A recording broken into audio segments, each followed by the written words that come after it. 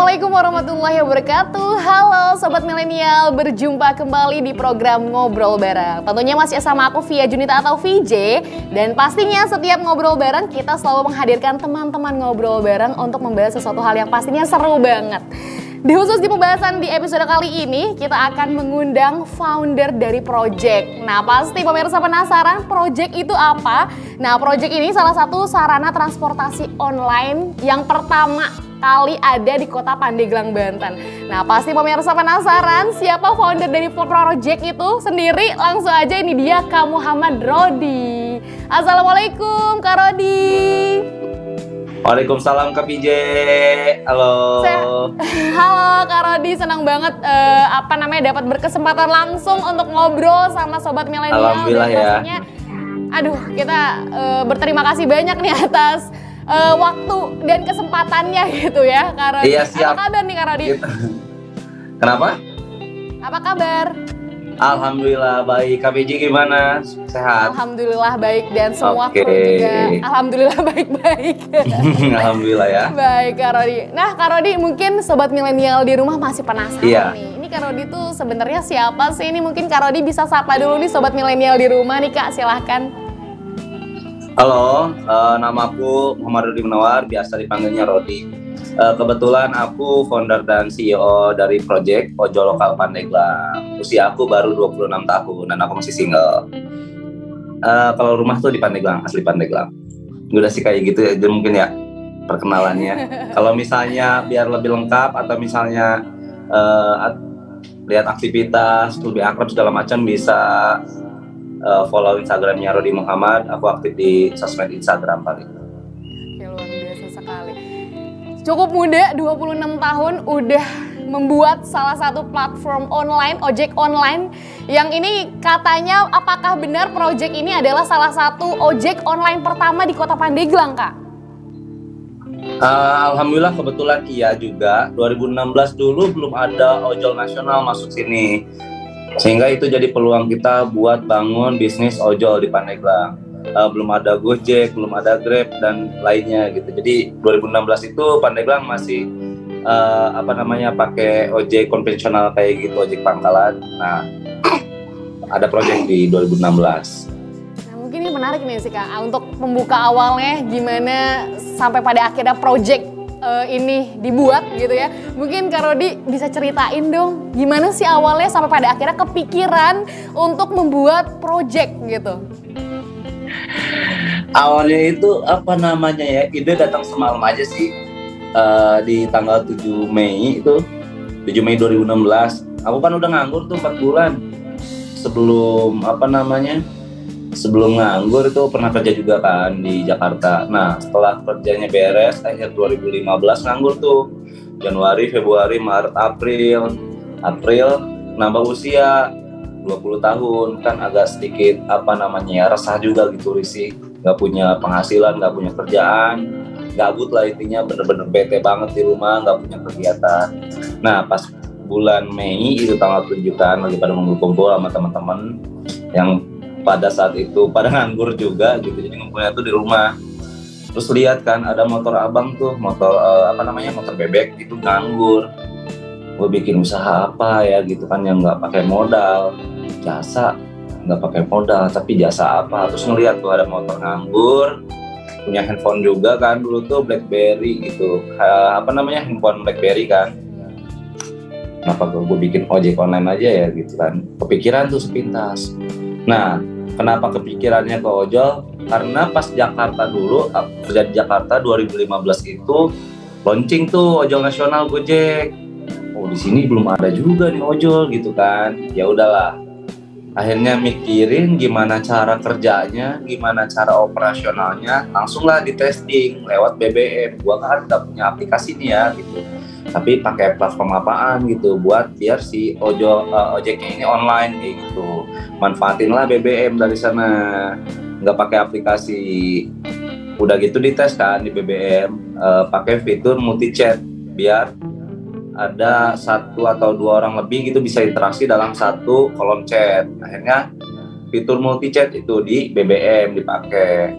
Terus minta izin lah ke abang, bang motor nggak dipakai kan gitu kan, ada motor apa namanya motor bebek Honda kayak gitu, enggak katanya kan, dipinjem ya buat ngojek. Ah serius katanya kan, buat ngojek. Iya ojek online kata gue gitu kan dulu tuh.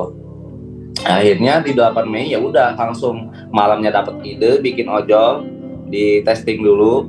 Terus malam itu nyari nama juga sih, nyari nama apakah namanya Pandeglang Ojek atau apa gitu. Nah kebetulan project yang dimana orang kalau setiap ngomong kerjaan, ngomongin masalah proyek pasti nyebutnya project kok.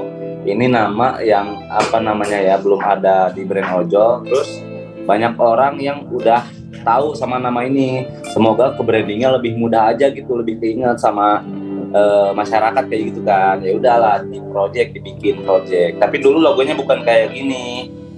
Dulu tuh ada logo kita yang lama atau apa namanya nggak bisa didaftarin untuk ke HAKI-nya itu loh, hak kekayaan intelektualnya untuk masalah logo. Akhirnya kita rebranding ke sini. Alhamdulillah ini udah dapat perlindungan selama 10 tahun. Jadi di 8 Mei malamnya dapat ide, di 8 Mei langsung kita eksekusi. Gitu, besoknya langsung diimplementasiin, nama BBM pribadi dirubah jadi project.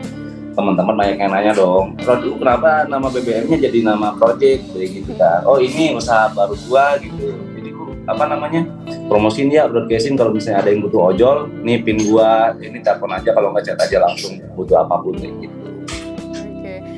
Berarti itu awalnya dari kepikiran karena menganggur itulah sampai pada akhirnya kepikiran wah buat usaha apa. Iya sih, resah gitu, resah gitu ya. Nganggur. Ini luar biasa sih Kak, 1 hari kepikiran dan besoknya langsung eksekusi begitu aja. Iya, karena kalau misalnya kebanyakan teori, kebanyakan itu kalau nggak dieksekusi ya percuma juga gitu. Nah ini ngomong-ngomong aku juga dapat informasi ini katanya apakah modal awalnya 15.000 cuma beli SIM card aja yang sampai pada akhirnya sekarang sudah berjalan itu si project itu, apa bener Kak apa gimana tuh? Iya. Itu besoknya yang langsung dieksekusi itu pertama yang aku beli itu nomor paket data itu loh. Kan dulu ada paket BBM yang 5.000 seminggu paket chat di BBM. Serius aku masih ingat banget itu, makanya beli kartu perdana 8.000.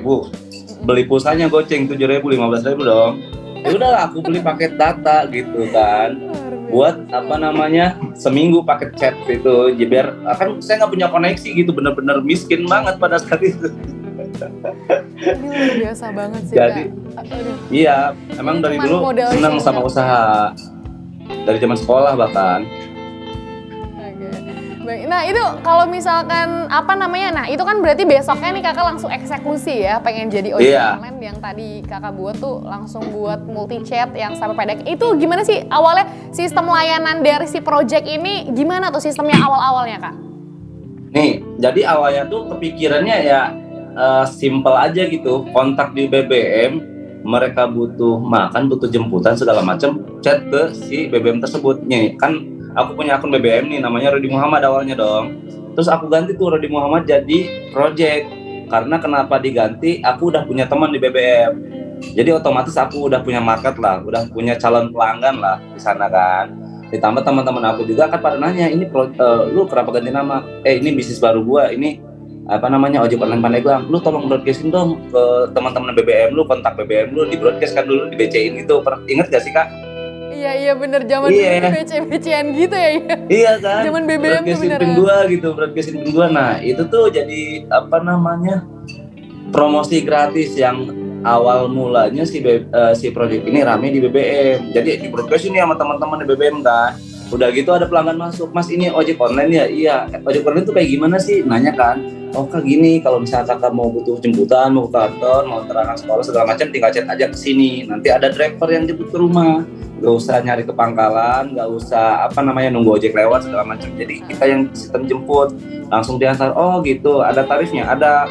Nah kebetulan dulu tuh ngerancang tarif masih karena emang belum pernah juga gitu punya bisnis ojek online, jadi tarifnya itu per kelurahan.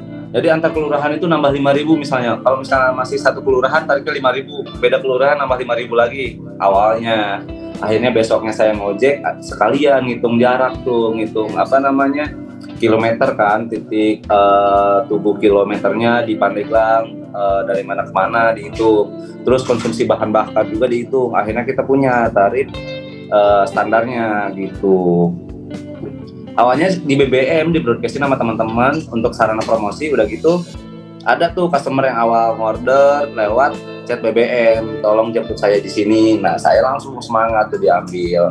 Tapi fun fact-nya adalah customer pertama itu ibu sendiri di rumah yang tadinya ke pasar udah tahu anaknya ngojek, besoknya ayo. Itu berarti customer pertama ibu sendiri. Iya, antar katanya ke Pasar Maja. Ada kan di sini namanya Pasar Maja. Ya udah diantar, mau pas tuh goceng. Pelanggan pertama banget tuh ibu. Udah gitu ada pelanggan kedua yang benar-benar lewat BBM. Akhirnya digarap lagi sama saya kan diambil. Itu hari pertama, masih antar jemput. Kalau hari pertama itu belum ada yang order makanan. Berarti intinya ini simple banget ya, maksudnya nggak harus download aplikasi, cukup punya BBM pada saat itu, akhirnya bisa mesen lewat chatting gitu ya. Dan ini iya, pesen lewat chatting aja gitu, bahkan ada yang nelpon juga kita terima. Ya. Ini tarifnya juga murah ya, maksudnya per kelurahan aja cuma nambah 5.000 gitu. Biasa kan kalau ojek pangkalan mahal banget gitu ya. Iya. Jadi ini punya tarif kan, sendiri. dulu itu belum punya tarif dasar. Hari pertama itu masih kayak gitu, masih per kelurahan tuh kalau satu kelurahan yang sama gitu, kelurahan atau kecamatan gitu tuh lupa. Perasaan sih kelurahan ya. Tarifnya 5.000 gitu kan, yang paling deket. Nanti kalau bisa beda lagi gitu, cuma nambah disesuaikan aja. Tapi hari kedua kita udah punya tarif ininya sih, udah punya tarif dasar. Yang sampai sekarang bahkan tarif dasarnya sangat mampu diterima sama customer, nggak terlalu memberatkan driver juga gitu. Tapi kalau untuk sampai sekarang sendiri sistem pelayanannya masih tetap kayak dulu gitu. Mungkin sekarang berubah ke WhatsApp dan lain sebagainya. Ya, di BBM itu bertahan cuma 1,5 tahun dari 2016 sampai 2017 bahkan. Karena apa? Karena di BBM ternyata maksimal kontaknya itu 2.000. Yang tadinya aku kontak cuma 300 atau 200 berapa, 280-an lah. Itu makin lama tuh makin banyak customer, makin banyak pengguna. Sampai bahkan satu akun BBM itu maksimal di 2.000 kontak bahkan. Sampai aku beli handphone lagi satu untuk nge-backup. Jadi aku pakai 2 BBM untuk nampung si customer yang baru gitu. Jadi kita mentok itu dulu 2 akun BBM 4.000 user. Akhirnya BBM Smith ada WhatsApp, BBM-nya sepi pengguna. Akhirnya kita pindah juga di 2018 awal itu ke WhatsApp. Jadi di Mei 2016 sampai akhir 2017 kita di BBM runningnya itu. Aku yang pas ngojek juga dulu masih di BBM. Aku ngojek setahun sih di project sebelum punya admin. Jadi ngojek sambil jadi admin juga gitu, yang ngelola orderan, yang ngoper-ngoper ke driver yang lain kayak gitu tuh. Aku ngerasain juga di mana pas ngojek gitu kan, nerima pesanan, ada penumpang di depan, di belakang kayak gitu, penumpangnya turun, aku langsung mainin handphone lagi, langsung terima orderan yang lain lagi, langsung dikelola orderannya, dioper ke driver yang lain juga kayak gitu. Jadi emang seru juga sih itu, zaman-zaman ngojek kadang kangen juga gitu. Luar biasa. Sebagai orang Pandeglang, ini kebetulan kampung aku di Pandeglang. Sebagai orang Pandeglang juga gitu ya. Serius? Bangga sih. Iya, kebetulan orang tua aku juga orang Pandeglang. Jadi wah, ini luar biasa sekali dan baru tahu kalau ternyata ada project ini gitu loh. Oh, iya, Pandeglang ada, alhamdulillah. Ini Kak, ditambah by the way, untuk pertama itu yang ikut join jadi driver itu berapa orang sih?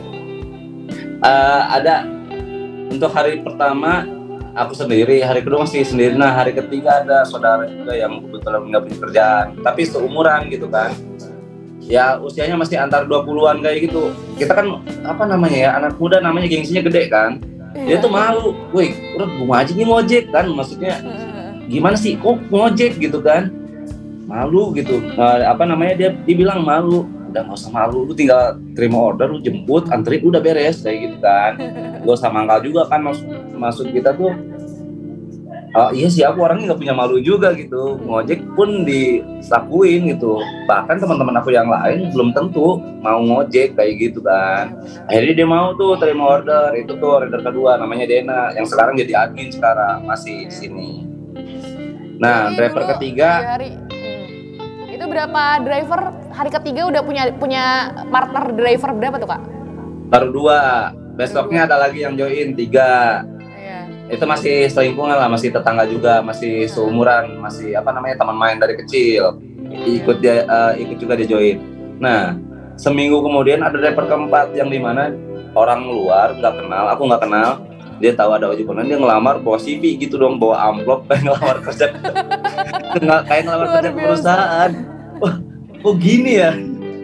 Gue tiba-tiba jadi HRD. Seminggu kemudian ada yang bawa amplop coklat, bawa map coklat kayak gitu, isinya CV. Oh gini, ternyata ngelamar ojek tuh sampai orang bawa CV gitu. Ya udahlah diterima dan bertempat. Akhirnya nambah, per minggu nambah, per bulan nambah kayak gitu. Setahun pertama perasaan baru ada 12 orang aktif. Yang setiap hari itu aktif cuma 12 orang di tahun pertama itu, di 2016. Jadi sekarang udah sekitar berapa orang tuh drivernya? Kalau kita driver nggak terlalu banyak sih, jadi dimaksimalin sesuai kebutuhan pasarnya. Kalau yang aktif di angka 70 sampai 75 orang. Luar biasa, 75 driver sekarang. Iya, karena itu kebutuhan pasar kita itu masih mentok di 75. Kita nggak mau, bisa aja kita open recruitment driver banyak-banyak kayak gitu.